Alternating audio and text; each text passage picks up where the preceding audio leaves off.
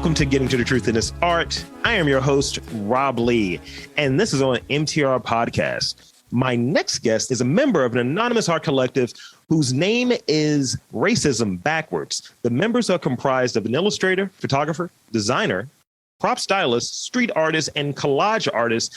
Please welcome Ms. Icar. Welcome to the podcast. Hi there. Thank you so much for having me.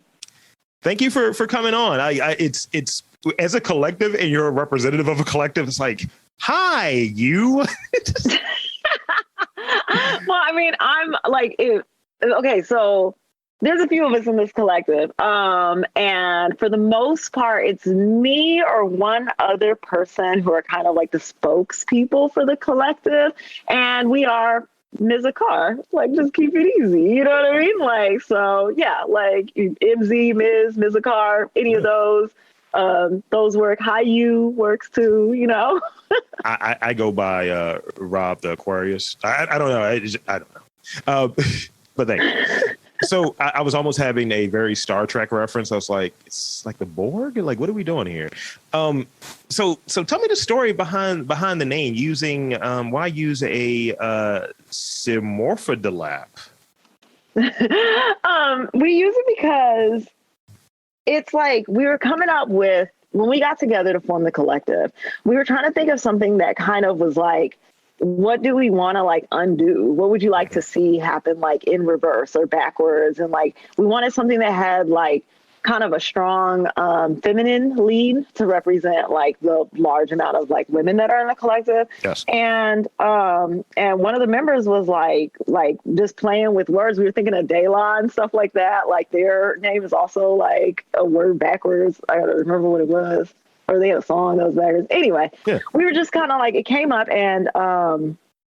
and we just thought it was cool. We were like, oh, this is really nice. We like that it works as a Ms., especially to kind of given the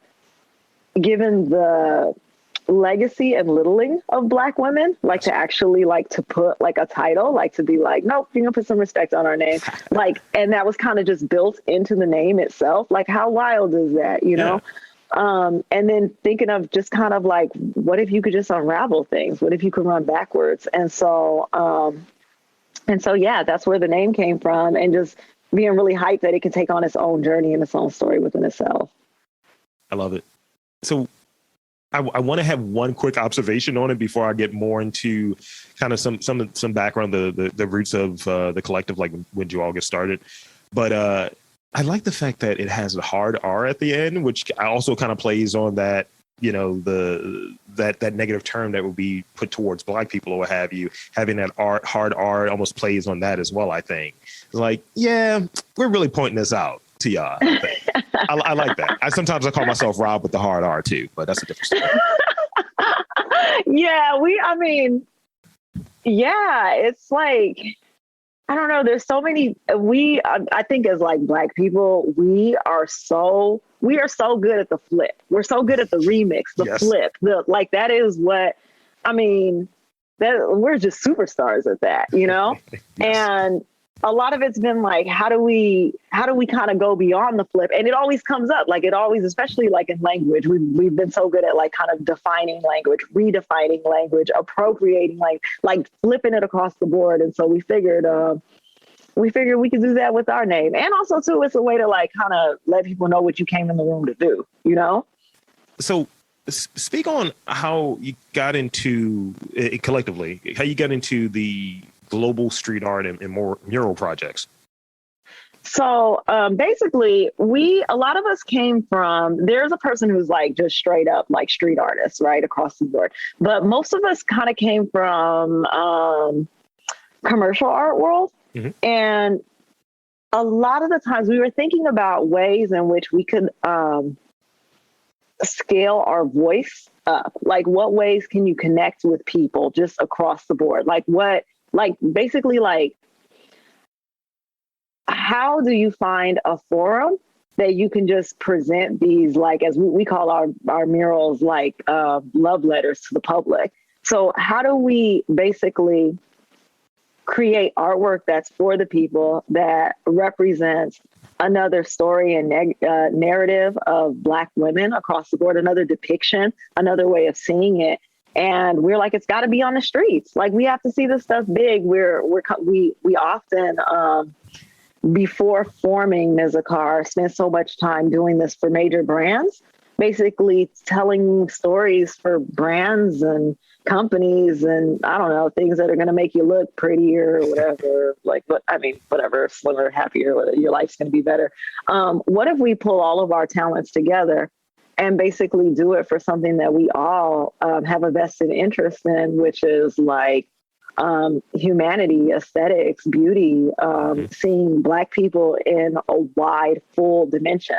And so that's how the street art came to be. And the murals was just like, how can we take up that type of space and make the work super duper accessible to as many people as possible? Because we've all had, our issues with like institutions, and basically these things aren't really made for us, So, so what way can we like claim space and make space for ourselves and our perspective across the board? So that's where the murals came from. It was like, we just want to do murals. We want to do these big old pieces, and we want to put beautiful Black bodies all over the world. And that's our jam these days. So obviously, and I think you're poking at it, but let's be more pointed at it. What does your work aim to say socially and politically, or what have you? I'm getting it, but for those in the back who are listening and they're like, hold on, what was that? so speak on that a little bit more, the political, because I think when street art is a part of the conversation, and I think especially when we get to, like, at least now, I think it's really out there, like it's baked in. If Black people are out there putting out their art, you're going to have to hear that message. So you better be prepared for it and understand it. It's like, it's baked in. There's no more of this, oh, I'm an artist. No, I'm a Black artist. And here's my points. I mean, our point is that we're here. We have our own voice. And it's in multiplicity and duplicity. Like, we are complete people. And we're not centered to other people's narratives, stereotypes, opinions, restrictions, any of that stuff. I mean, like, we love the idea of even pulling. We define ourselves as Black and women as a point of reference, but we're artists. We're just humans on a planet that, like, basically are letting everybody know that, like, we exist in totality, and that doesn't require anybody else's permission. And representation matters, and we are here to push that particular agenda in a very audacious way. So, yeah, that's our political and social standpoint. be loud about it. I think I look at trying to justify this medium, podcasting, as an art form, right? And one of the things in talking to people is like, oh, I'm a podcast, I do this, I do that. And that the litmus that I have oftentimes is, what do you think what do you think of? Who pops in your head as soon as I say podcaster? Is it someone that looks like me? Is it someone that doesn't look like me, in terms of maybe being a Black male or someone who may be Black or whatever? And I think that that's a key part of it. It's like, look, I'm going to do this and I'm going to be very audacious about it. This is who I am. I get into a spot, as I was saying to you earlier before I put on the recording. It was just like, I'm in this weird middle ground of, I want to be out there and like, this is what a podcaster can look like. I'm as valid as anyone else, right? And then also being like, I don't want to be out there too much, though. Yeah, it's like, I think like a big chunk of it, and we talked a lot about this. Personally, I had an art practice. I went by a different name before, and it had a bit of success, and it freaked me all the way out to be recognized in public. Like, straight up, like, wait, what is this? And I mean, one of the cool things in some ways, another theme that we have is we're about play. So, like, we're not trying to get into like struggle narrative. We know that's part of the story, but we feel like there's too much focus there for us. Like, so a lot of it was kind of like, how can we do this in a way that's comfortable, that like really honors the practice that we're doing, the visual arts practice that we're doing, and not have people so hung up in all of the like I don't know, all the posturing and costuming around that, especially like now as people are like looking to fill those gaps. Like, oh, I need a Black artist, right? Like, or let me get a Black podcast and let me get a Black person to interview this, right? And that becomes like such an overarching thing. And some of the cool part about being anonymous is that there's limitations to how far people can go with that. Like there's limitations with how much in some respect, like with our visual representation, we're like, you're not going to get the Black person standing by waiting next to the work. That doesn't come with it, you know? and so it's like, take it or leave it, you know? And I think that it kind of beckons like what the intentions are as people are moving forward. Cause we just like everybody, we want to be able to play and express ourselves in a wideness. And some of those boxes are just, as much as we're proud of being women and proud of being Black, we're not interested in only being that. And so yeah, the anonymity is a beautiful thing, because imagine, like, we always say we're accountable, but we're anonymous, right? So if you're like, wait a second, what would I do if, like, if nobody knew my fate, what kind of risks would you take? Like, what kind of stuff would you go out and do? And it's just been a really fun and freeing thing to do. And also to like, since there are so many women in the collective, there's a lot of pressure about like how women show up to things as well too. Like where it's just like, man, nobody got to do their hair, their makeup. It's fantastic. Like it's very freeing. Yeah, when I started thinking about it, maybe it's because he's a fellow Aquarius, but I started thinking of the weekend early on in his career when it's like nobody knew who this dude was, and it's like, oh, I just like the music, and then as like snippets or pieces of what dude look like started to come out and things like that, I started hearing less about the content of the art, right, of the music, of the what's being produced, right, and it was more conversational. Why you look like that? And I was like, that's weird. That's really weird. Like, do you like the music? Yes or no? What the person looks like shouldn't matter. What have you? You know? And it's just interesting. We attach whatever weird bias that somehow now supersedes what we may have already liked once we have that new information. And it's interesting. I was going to say, and we play into it too. Like, even if you don't want to, you're still going to play into it to some degree. Like there's still, it all comes with like its set of rules about what goes on. So it's cool to kind of just be in there. I don't know, like even with the rest of the team, we often joke about it. Like we're like, yeah, we're on some like MF Doom, Danger Mouse, Gorilla Girls. Like, you know, like there's this long line of people who have like used various ways to obscure themselves in order to just like really focus on what it is. And like, I feel like with this collective, it's allowed us to have so much more peace, you know? Yeah. Because I'm wearing a Wu-Tang shirt, I want to be pre-awareness, like Ghostface, just wearing like a stocking cap, like I'm on the run. I want to podcast that. It's going to be a very interesting way to podcast. We're here for this art talk. It's like, we have a guy in a ski mask. It's always kind of silly, like when there was a video that was shot in the studio recently, and so we're trying to figure out like what that was. And you know, there's ski masks, we have ski masks, and the whole thing, but the person who was shooting the video was like, I expected you to be like in a full ski mask and all this stuff. And I'm like, not in the studio, like maybe outside, like, but you can't come into somebody's space. And so it was really cool. We figured it all out and stuff, but it was just kind of, there was something about it that I was like, that's like wearing your shoes inside. Like, that's weird, you know? I don't know. There's always just challenges about kind of how that goes. And we all make up our own rules around it, but yeah. It's an artist here locally that's one of my friends, this dude named Quirky, and initially he was very like he was doing the anonymous thing, and then he started slowly kind of coming out and presenting who he was. And it's funny because we vaguely look similar, so it's been times where I've been tagged as him and he's been tagged as me. I'm like, look, yeah, I'm Big Daddy Quirk, and it's like, nah, that's Rob Lee right there. And it's a vast difference in height. Like he's like 5'9", so it's just like, yeah, if you're expecting Rob Lee, you're not getting him. You're getting the talented artist, not the moderately talented podcaster. See, he could have stayed anonymous. People couldn't see the difference between y'all two anyway. Like, yeah, I would have been taking all together. they're never in the same place at the same time. So tell me about the visionary in you, and describe maybe 2 or 3 traits that you consider for a visionary.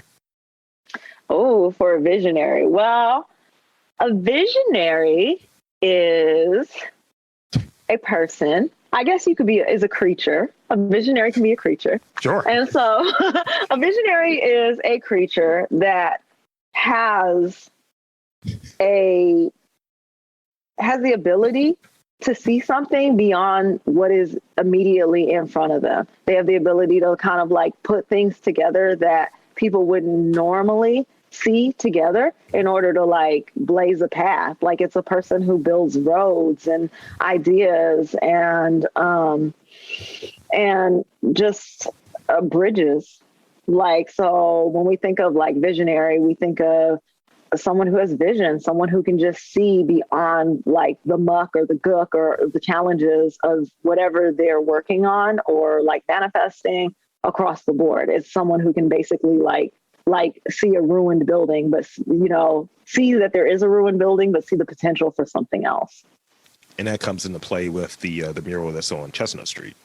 Yeah. So like that mural, that was a really cool project that was sponsored by Doritos. And they were like, do something really cool. Like just do something neat, you know? Yeah. And we were thinking about what people, especially right now, what we feel like people need to hear, like what uplifts them. Do you know what I mean? Like what pulls you out of it? And we're thinking of like the idea of seeing yourself, seeing somebody else across the board, and just being able to express that. Like the visionary in me sees the visionary in you. Like there is no more or less potential or value in anyone else on a planet. Like there just isn't. Like the equality is like a really heavy thing, and we really felt like it was important to remind people that they matter, that they count, that like the things that they do and say and how they exist in the world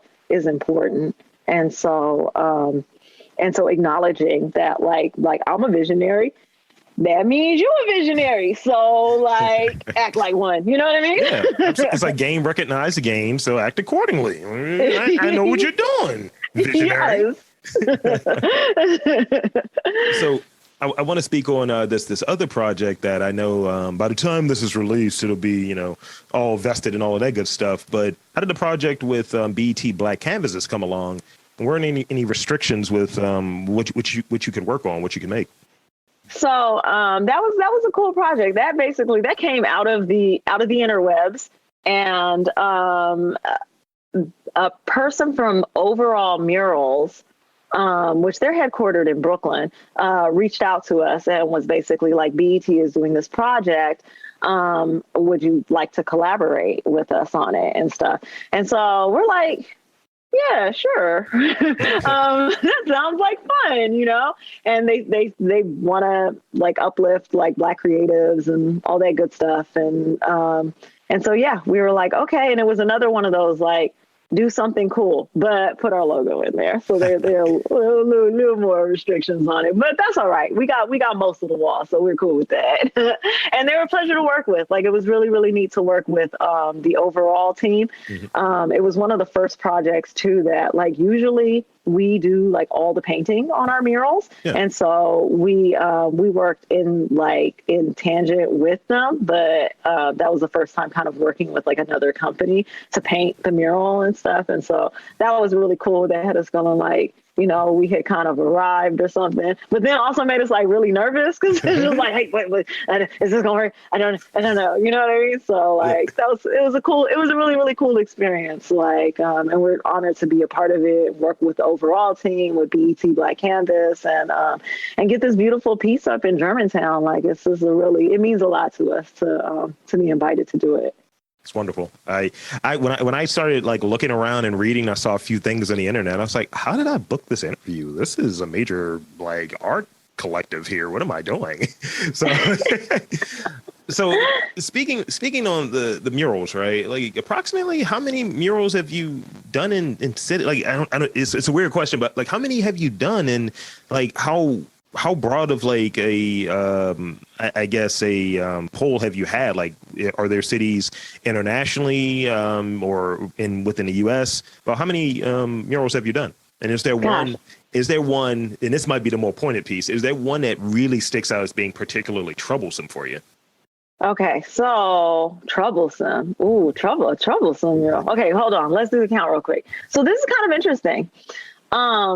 We've had like really cool projects and really cool careers amongst everything. Can you hear me?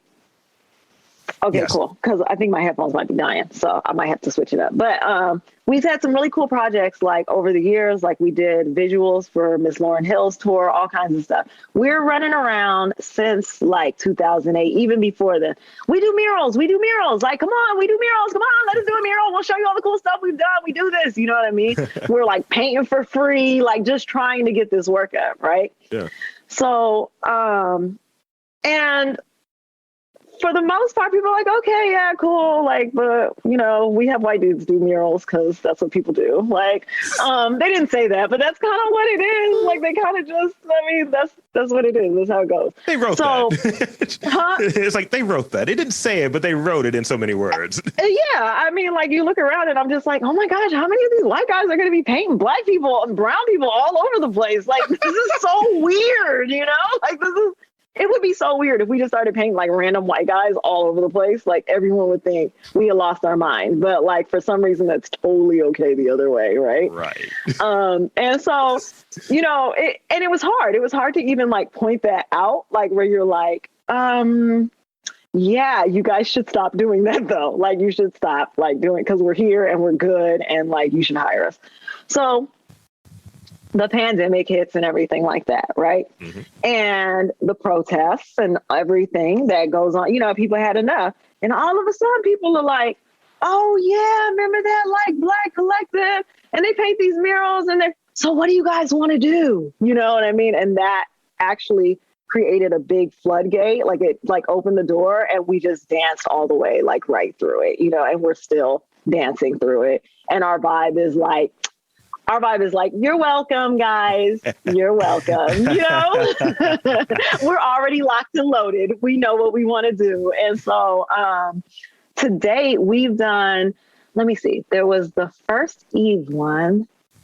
That one was like a DIY one on our own. And then we did one at NYU. Okay, so that one was pre-pandemic. That one was dope. Like big out to Doricia Demar for like coordinating that. And there's Fort Greene, there's Houston, there's 2 in Boston. We're wrapping up the one in Boston right now. There is 2 in Philadelphia. So 5, 6, 7. So we have 7 of them. And most of them were done this year. Wow. Yes. Been busy.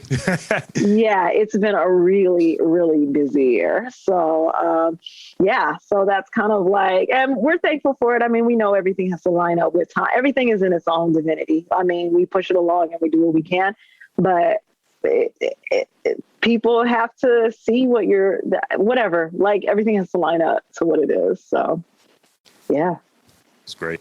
That's great. I'm going to remove this question because it's stupid now. Let's see. So I have one more question before I get into the rapid fire questions. And so I want to speak on if you could speak on maybe the benefit of like public art in cities. Like murals are out there. They're to be consumed by the public. And can you tell me a little bit more about the experience? Because you have work in Philly, you have work in like all of the cities that you cover, but specifically in Philly and Brooklyn. What has that experience been like? And like just speak on the benefit of public art in these cities.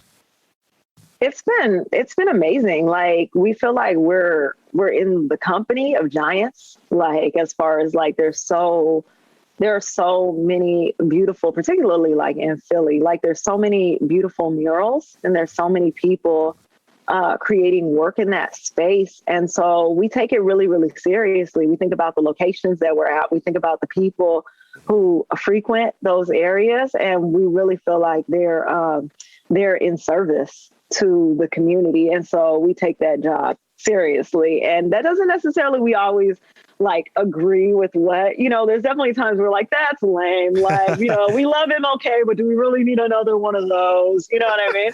And so like, we're definitely have our own like thoughts, and we're futurists. So we want to see things push forward.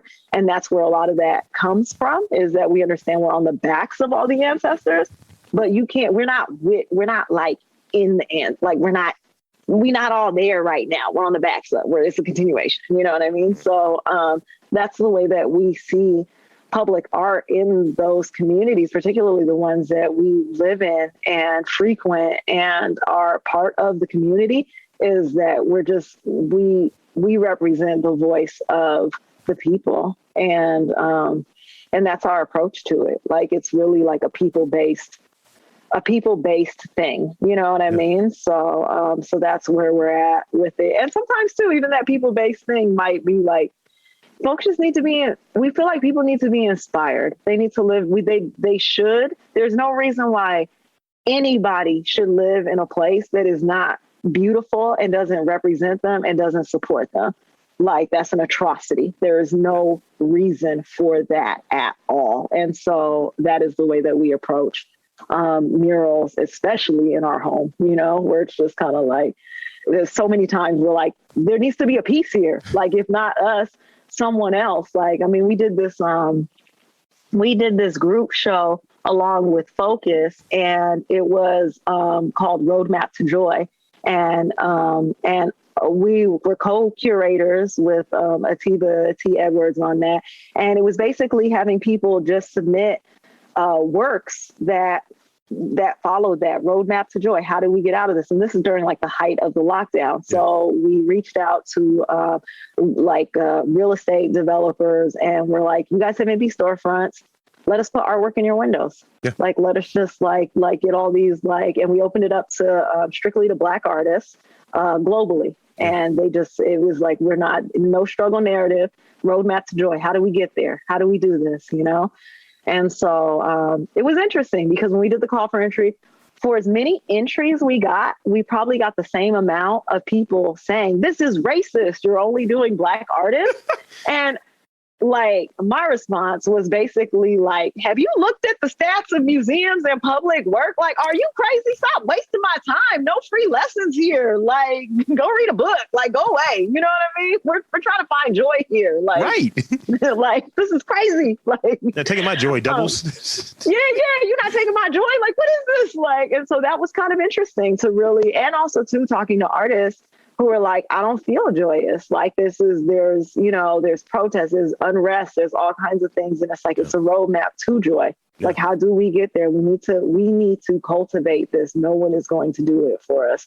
And so that was a really fun project. And it was also very challenging. Like, it was definitely it was more of the roadmap situation. Like, but now, like, the work is still up. Like, it's mostly along Spring Garden out here. And it's just kind of like, it's incredible. Like, it's still up. Like, every time you walk by, there's these pieces by these amazing artists who are visionaries, who are basically like telling us and telling the whole neighborhood how to get to joy. Yeah. Like, in our city, like, the best, that's one of those reminders that it's needed. It's just that, and I like the full circleness of it. You went back to visionary, which I like.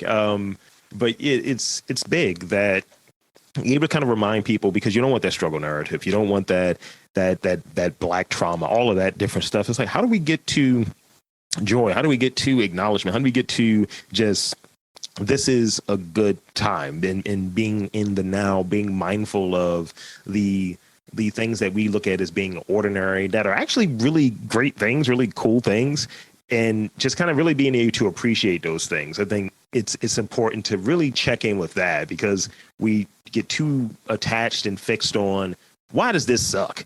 As opposed to, you know what, this is actually really cool. This was great. I'm great that it's great that I woke up today. It's great that I have these opportunities. It's great that I'm in a city that has X, Y, and Z. And I don't think we pay enough attention to that. So thank you for all of the good work.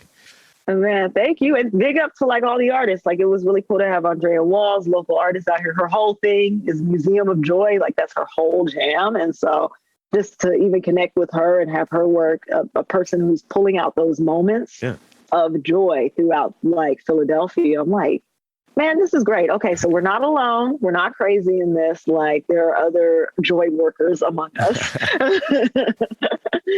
All righty. It's time in this last few minutes of this interview, this rousing edition of Truth in This Art. I have a new spanking segment of rapid fire questions. So the way that these rapid fire questions work are I'm just going to ask you a question and the answer is the answer. It's like I said what I said. Okay. I've added one because we had a conversation before we got started, and I think this is appropriate. So first question I have is favorite color to work with? Purple. Hidden talent. And you've been stumped. I have been stumped.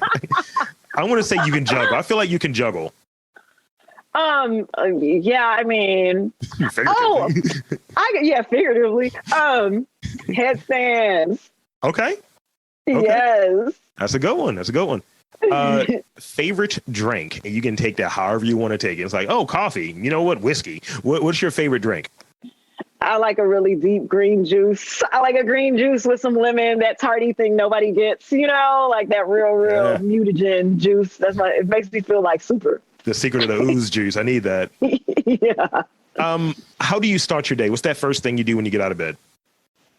The first thing I do when I get out of bed is I do this oil pulling, like we're basically like, do you know oil pulling? Yeah. So it's like, so I do oil pulling and a meditation. That's good. Yeah, that's what is it? Ayurveda. I always pronounce things terribly, but Ayurveda. Ayurveda. Yeah, I've done that before. What have you? And I was like, oh, my teeth feel great right now. Last question, because of the what we started with earlier. Favorite movie? Favorite movie. There's so many of them. I know that's why. It's got to be Coming to America, the first one. Okay, that's actually a really top tier one. That's a good one. Yeah, like let them wear our princely robes. I freaking love that movie. I'm gonna watch it tonight. So now I want to invite you to share whatever you want. Social media, all of that stuff. Where can they check you out? Where can they check your work out online? And again, thank you so much for being on this podcast. This has been great. Thank you so much. You can check out me and my collective's work at mzicar.com, mzicar.com. We're also on Instagram at mz.icar. We're currently working on an experiential project called the Culture Rooms. And so if you put in theculturerooms.com, you'll find things that we're working on, big old inflatables, all kinds of fun stuff. Yeah. So Mizacar, all things Mizacar, find us. So this was essentially a audio love letter to the public. And see what I did there? I tried. It did. I don't know. I like that. So I'm Rob Lee for Ms. Icar, saying there is art in and around wherever you're at. You just have to look for it.